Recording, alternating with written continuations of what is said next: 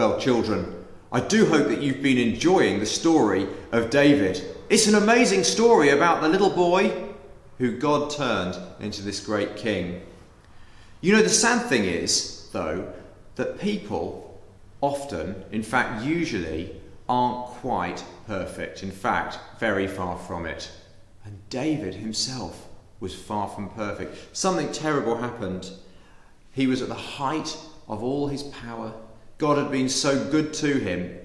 But David wanted even more. Or at least that's what he thought. And he saw another man's wife. And he decided that he wanted to take her for himself. And so he did. And the worst thing was, he even had her husband killed so that he could have the wife. It was very, very sad. The lady's name was Bathsheba. And the man's name was Uriah, the man who David had killed. It was desperately sad.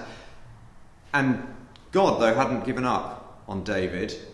And God sent the prophet Nathan. And Nathan came to David and he showed David just how wrong what he had done really was, after all the good things that God had done for David. And David was desperately sorry and he prayed to the Lord. Be merciful to me, O God, because of your constant love, because of your great mercy. Wipe away my sins, wash away all my evil, and make me clean from my sin. Create a pure heart in me, O God, and put a new and loyal spirit in me. Do not banish me from your presence.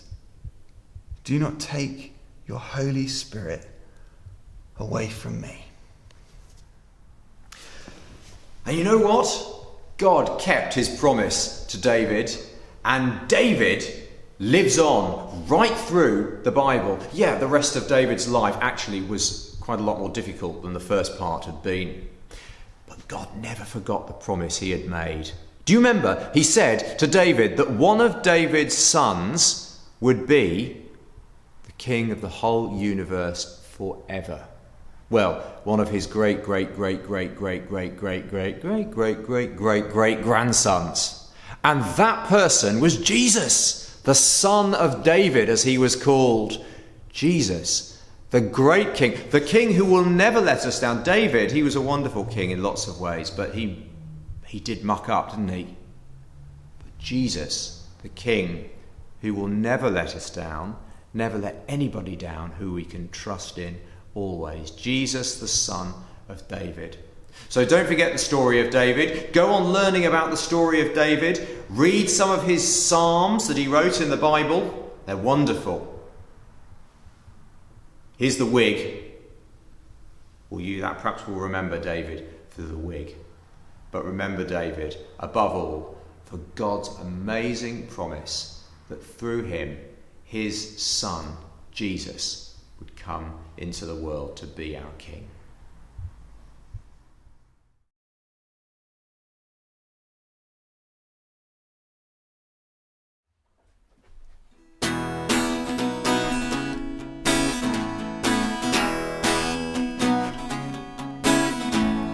Jesus healed the paralyzed man who was brought to him.